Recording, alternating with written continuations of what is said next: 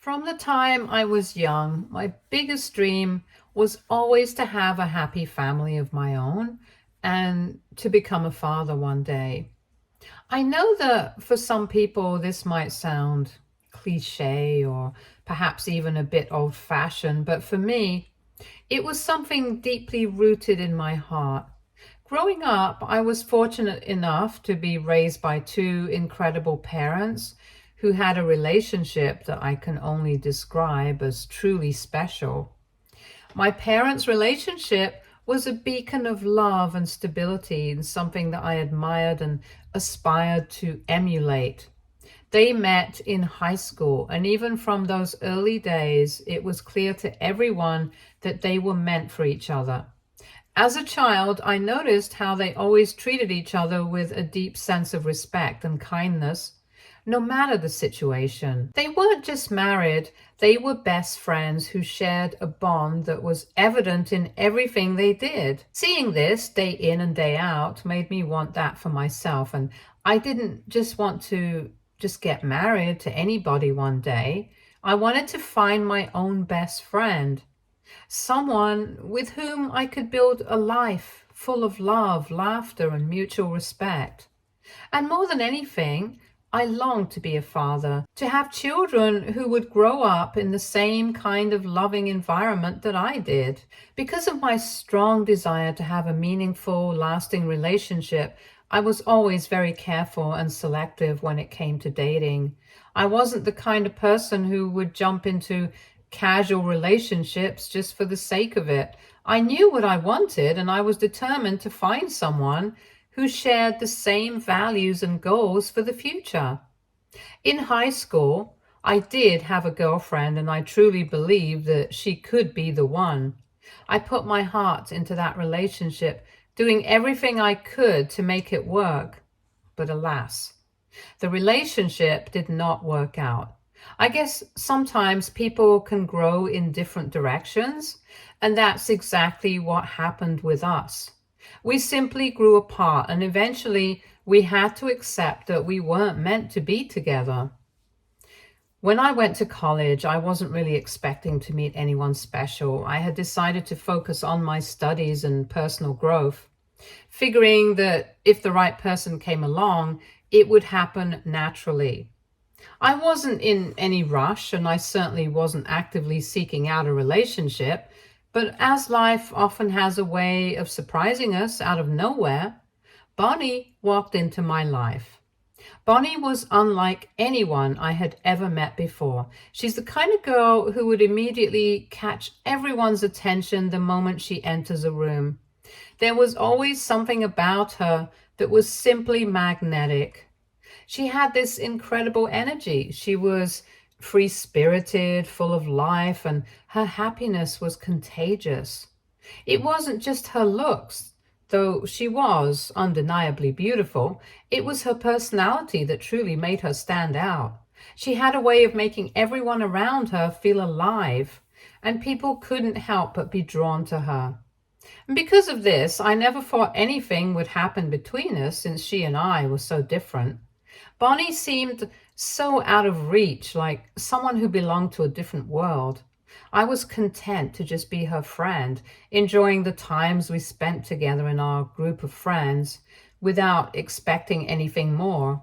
But then, after several months of just being friends, Bonnie called me one afternoon and confessed that she had a crush on me and that she wanted to go out on a date. I will admit it took me a moment to process what she was saying because it was so far from anything I had imagined. Bonnie, the girl who could have had anyone she wanted, had feelings for someone like me. It was a moment that completely changed the course of my life. Of course, our first date went really well, and I remember being on cloud nine afterwards. We kept going on more and more dates, and eventually Bonnie became my girlfriend. In the beginning, as with most new relationships, I saw Bonnie through rose-colored glasses. Everything she did seemed perfect to me. I was so infatuated with her that I couldn't see any flaws. Or if I did, I brushed them off as insignificant. But as time went on and we got to know each other more deeply, I began to notice a few things that gave me pause, what you might call red flags. They weren't necessarily deal breakers, but they were traits that made me uncomfortable and caused me to question certain aspects of our relationship. One of the first things I noticed was that Bonnie had a tendency to look down on anyone who disagreed with her, whether they were right or wrong. She was very confident in her opinions, which wasn't a bad thing, but she took it to an extreme. If someone had a different perspective and chose to voice it, Bonnie would immediately get defensive. Instead of engaging in a healthy discussion, she would start calling them out, often labeling them as stupid or ignorant. This trait made social situations with her quite tense at times. I still remember so many of my friends getting uncomfortable with the way Bonnie behaved towards them. Another thing that became increasingly apparent was her mood swings. Bonnie's moods could change in the blink of an eye, and these shifts were often extreme.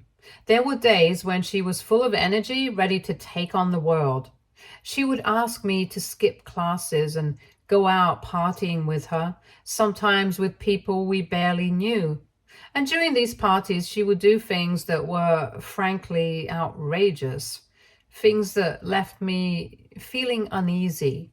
But then, out of nowhere, her mood would shift completely. She would become withdrawn and distant and ask me to take her back home. She would then lock herself in her room for days without any explanation. These emotional ups and downs were hard for me to navigate. Bonnie's temper was another issue that became more evident as time went on. She could go from being calm to incredibly angry in a matter of seconds. When she got angry, it was intense. Her anger would escalate quickly and she would sometimes lash out physically. I remember times when she would punch her fist into a wall or kick a trash bin in frustration. On a few occasions, she came dangerously close to hurting someone. These outbursts were frightening, and they made me realize that there was a side to Bonnie that I hadn't seen when we first started dating. As much as I cared for Bonnie, these red flags were becoming harder to ignore as we continued to date. I found myself torn between the girl I had fallen for and the reality of the person she was showing herself to be. The incident that finally pushed me to confront Bonnie about everything wrong with our relationship happened due to an incident at a movie theater. You see, my guy friend had invited both Bonnie and me to watch a movie with him and his girlfriend. I thought it would be a nice double date, so I asked Bonnie if she wanted to join us. To my surprise, she immediately refused, saying she didn't like my friend's girlfriend. When I pressed her for a reason, she couldn't give me anything concrete, just that she didn't like the girl. This wasn't unusual for Bonnie. She often got into feuds with people without any legitimate reason, and she never really explained her dislikes. So I didn't take her refusal too seriously. I told her that I was going to watch the movie anyway, and she was welcome to come if she changed her mind. What happened next was something I never saw coming. Imagine my surprise when, during the movie, Bonnie walked into the theater looking for me. At first, I thought she might have changed her mind and decided to join us, but then, out of nowhere, she came up to me and started screaming at me in front of everyone. She accused me of sleeping with my friend's girlfriend, claiming that was the reason why I had insisted on coming to the movie with him and his girlfriend, even though she did not want to go. She also claimed that clearly I preferred other girls over her, and this was why she had come here to confront me. I was completely blindsided. Her outburst was so loud and aggressive that the entire theater turned to look at us. My guy friend and his girlfriend were understandably shocked and offended. They tried to defend themselves and me, but Bonnie wasn't having any of it. She loudly told them to stay out of it, insisting that this was between her and me. The situation quickly escalated, and I could feel the eyes of everyone in the theater on us. It was incredibly embarrassing. I didn't know what to do, so I just got up and walked out of the theater, leaving the movie unfinished. Bonnie followed me all the way to my car, still yelling at me, calling me a cheater and refusing to let it go. Up until that point, I hadn't said a word. I had let her vent, hoping she would eventually calm down, and then I could explain myself. But as I watched her continue to scream at me, something inside me snapped. I had reached my limit. I turned to her, and for the first time I yelled back. I told her that I was done with her, that she had crossed the line this time, and that I didn't want to be with someone who treated me this way. I remember telling her with all the frustration and hurt that had built up over the months that I couldn't be with an abuser like her. The words came out with more force than I had intended, but they were the truth. I realized that Bonnie had been emotionally abusive throughout our relationship, and I had ignored the warning signs for too long. Her outburst in the theater was the final straw.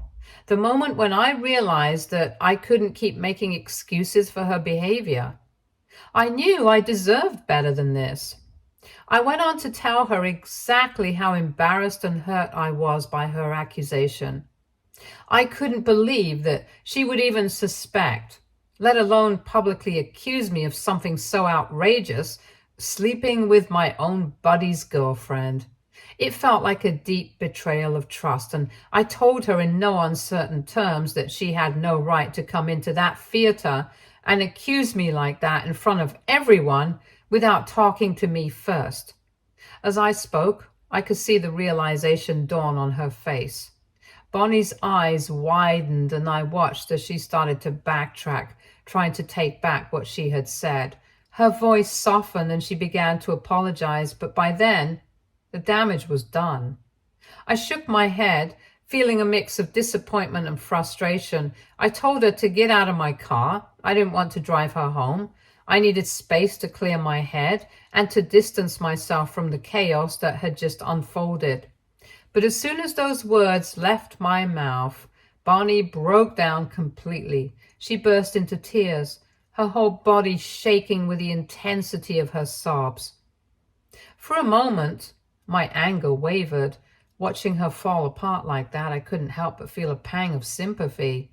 This was someone I had cared about deeply, and seeing her in such distress triggered an instinct to comfort her.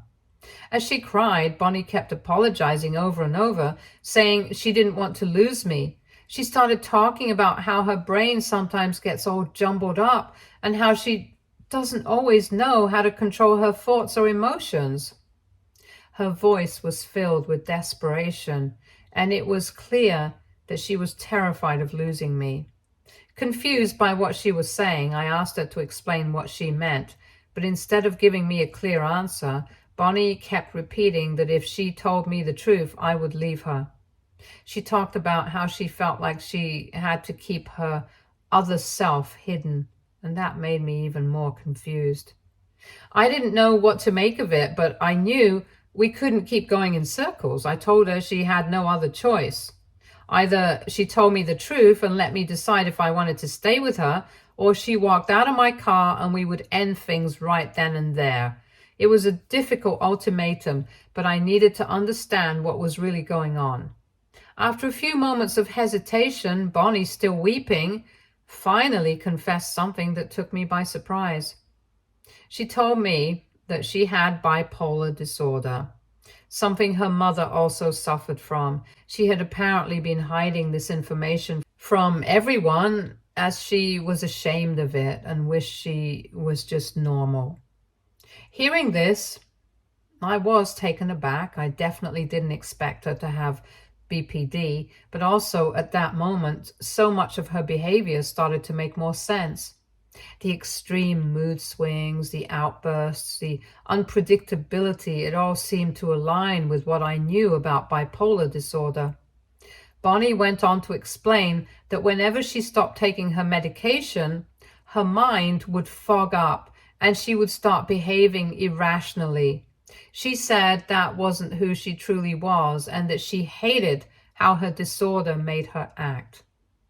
I asked her why she would stop taking her meds if she knew it made her worse, and Bonnie told me, with tears streaming down her face, that she just wanted to live her life like everyone else, and she hated the fact that she couldn't.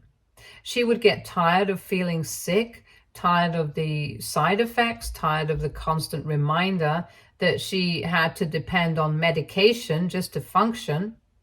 Her words were filled with pain and frustration, and as I looked into her eyes, I could see how much she was struggling. It broke my heart a little to see her like this, to realize how much she had been silently battling.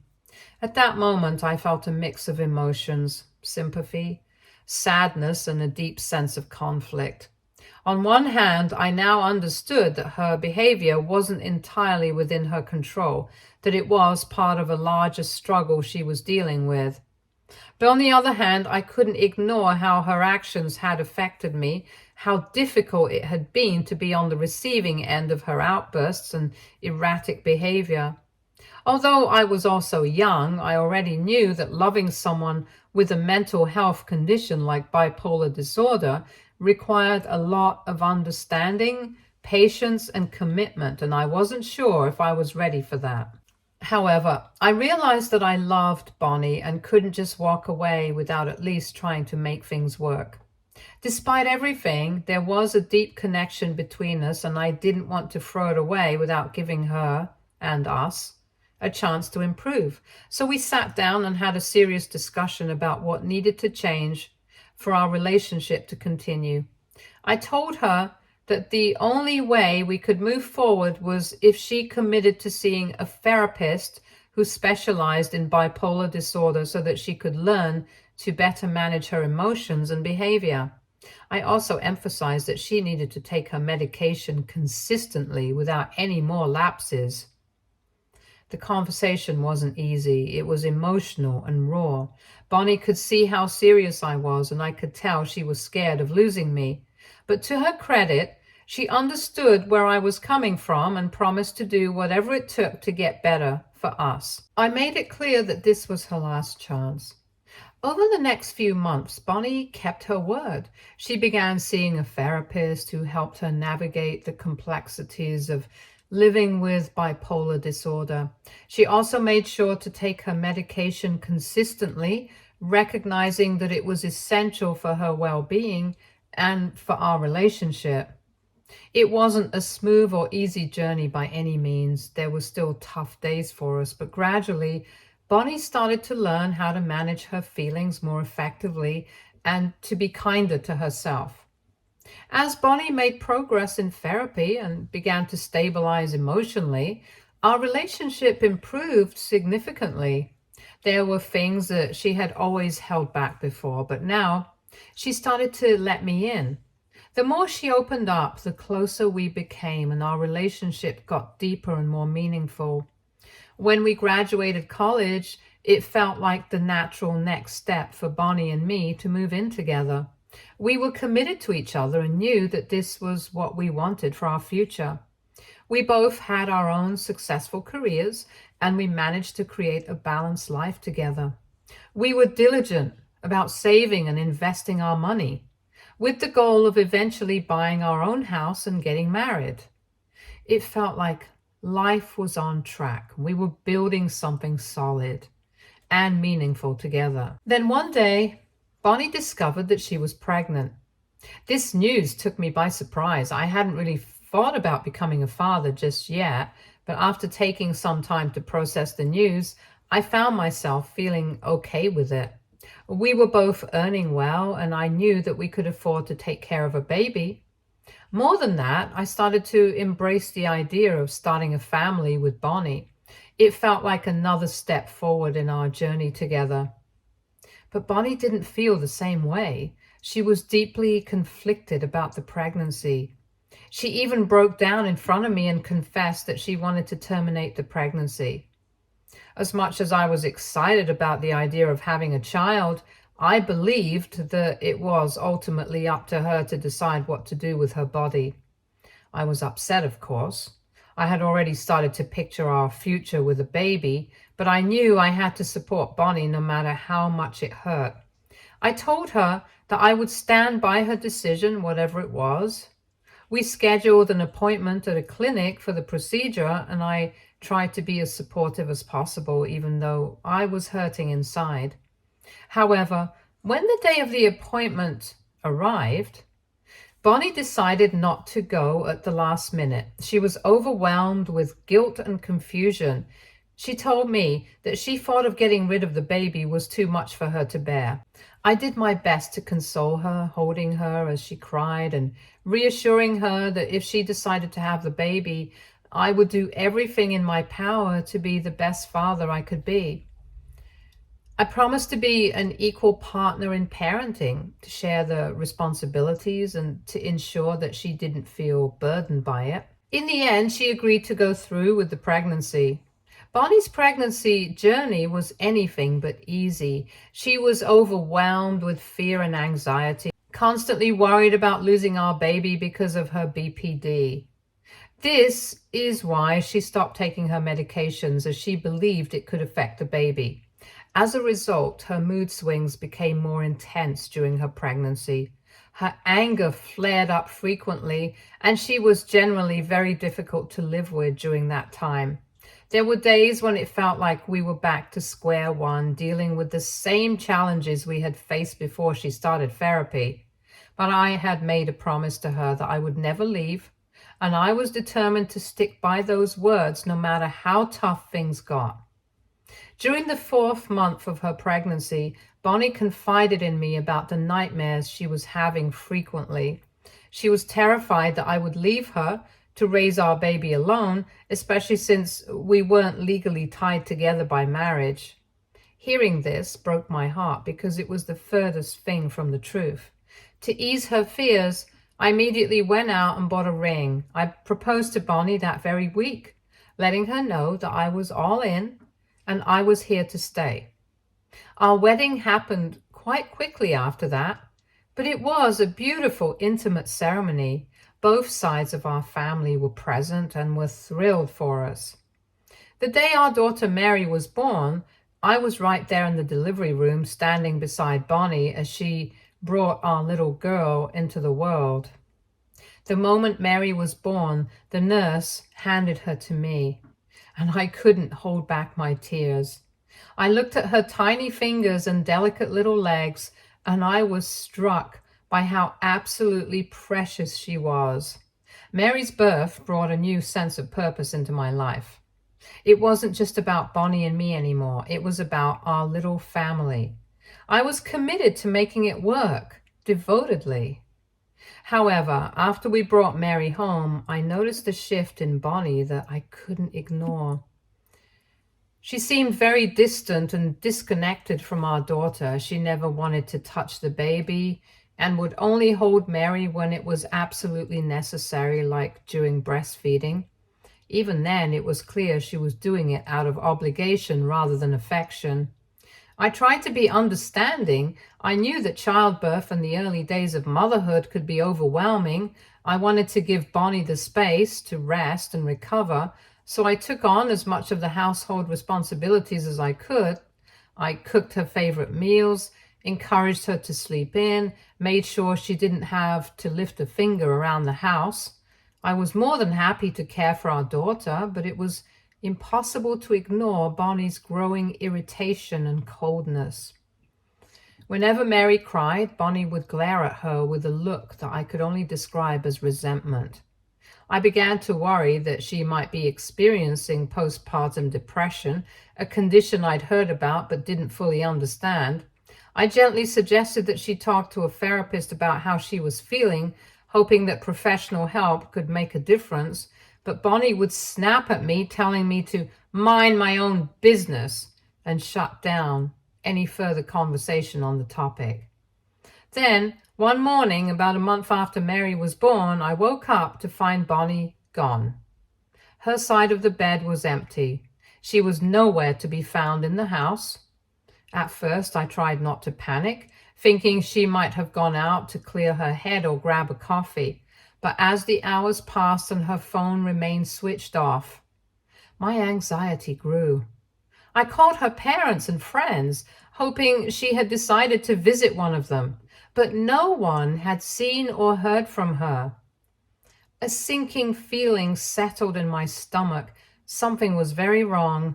Desperate for answers, I searched through our bedroom, trying to find any clue as to where she might have gone. As I rummaged through her drawer, I came across a diary tucked away in the corner. I hesitated, knowing it was a violation of her privacy to go through the diary. But curiosity got the best of me. I flipped through the pages and discovered that Bonnie had been writing secretly about her daily struggles, anger and fear. I guess this was probably what her therapist had asked her to do, but as I was about to close the diary and put it back, my eyes accidentally landed on a page that stopped me cold. There, written in Bonnie's handwriting, were the words, "I wish I could kill Mary." I froze, unable to process what I had just read. My hands shook as I reread the sentence, hoping I had misunderstood, but deep down I knew what those words meant. My wife was clearly struggling far more than she had let on, and she had reached a point where she saw our innocent daughter as a threat, or worse, as something she needed to get rid of. I felt a mixture of fear, sorrow, and a deep sense of urgency. I called the police and reported Bonnie as missing, explaining the situation and the alarming diary entry. Then I reached out to our families, alerting them to what was happening. Her parents were understandably distressed and deeply concerned about their daughter. Eventually, the police located Bonnie at a motel. She admitted that she had fled home to prevent herself from harming Mary. Her parents took her in and sought immediate professional help to address her mental health issues. Over the weeks, Bonnie confided in them that she wanted a divorce from me because she felt she couldn't handle being married or living with the baby. This news left me heartbroken. I attempted to communicate with her, hoping to understand her perspective and find a way to resolve our issues, but Bonnie had already made up her mind. Her parents also supported her decision, so in the end, I moved forward with the divorce and took full custody of our daughter. This all happened 5 years ago, and since then I've been raising my daughter, Mary, as a single father, and we have come a long way. I've never brought up Bonnie to my daughter, feeling that she's still too young to understand, and fortunately, Mary hasn't asked many questions about her mother yet. However, today I am on Reddit because this week, out of the blue, Bonnie reached out to me. Since the divorce, my ex-wife hadn't attempted to contact me at all, and I had also respected her privacy. Over the years, I had in fact changed my number and moved to a new place to start fresh with Mary. Given all this, I was quite surprised to receive her call. To sum it up, Bonnie said she's in a much better place in her life and is now ready to meet Mary. I was taken aback by her words and reminded her of how she had been the one to walk away from us, so she couldn't just waltz back into our lives. Firmly, I told her I wasn't interested in reintroducing any drama into my daughter's life and wanted to protect her from potential instability. Hence, I wasn't going to allow her to meet my daughter until she was at least old enough to decide for herself. However, Bonnie argued that this was not fair and I should give her a chance. I reminded her how she never gave us a chance and left me high and dry with a 1-month-old baby to take care of all by myself. Bonnie then pressed me, saying that she was dating someone new who had apparently discovered that she had a daughter. She implied that it would reflect poorly on her if she didn't make an effort to reconnect with us. Bonnie proposed that we meet just once, at least, to discuss the future and see where things could go from there. I was pissed hearing this and told her that I did not care what her boyfriend thought of her and that me and my daughter were not her toys to play around with. Despite her continued pleas, I stood my ground and asked her not to reach out again. Since then, I've been feeling a bit guilty, hence AITA for not letting Bonnie into our lives again. Update 1. Thank you everyone for your responses. I am glad that a majority of you agree that I should not let my ex-wife anywhere near my daughter. I definitely made the right call. I also plan on finding out who shared my number with Bonnie, since this was a breach of trust. Update 2. So I finally found out that it was my own mother who had shared my number with Bonnie behind my back. When I asked her about this, she confessed immediately that she had stayed in touch with Bonnie over the years. She said she had always felt sorry for her and believed that Bonnie and I were endgame. And that's why she had shared my number, thinking it might lead to a reconciliation between Bonnie and me. I was furious when I heard this. I told my mother how delusional her thinking was. I reminded her of the countless nights I had spent alone, struggling to take care of my daughter without any support. I made it clear that Bonnie's BPD and her mood swings had severely impacted our lives. I told her how I had no intention of reintroducing chaos into my daughter's life. My mother did apologize, but I told her that if she ever gave Bonnie any more of our information, I would cut her out of my life, and by extension, my daughter's life as well. My father was also upset with my mother and fully supported my decision. Update 3. For everyone asking, me and Mary are doing okay. Bonnie tried reaching out a few more times after our last conversation, but I didn't answer her calls or listen to her voicemails. I've since blocked her number, and I'm focusing on continuing our lives as we have been. I'm determined to maintain the stability and peace we've worked so hard to build for Mary and myself. Stay tuned for more stories from Argo Relationships.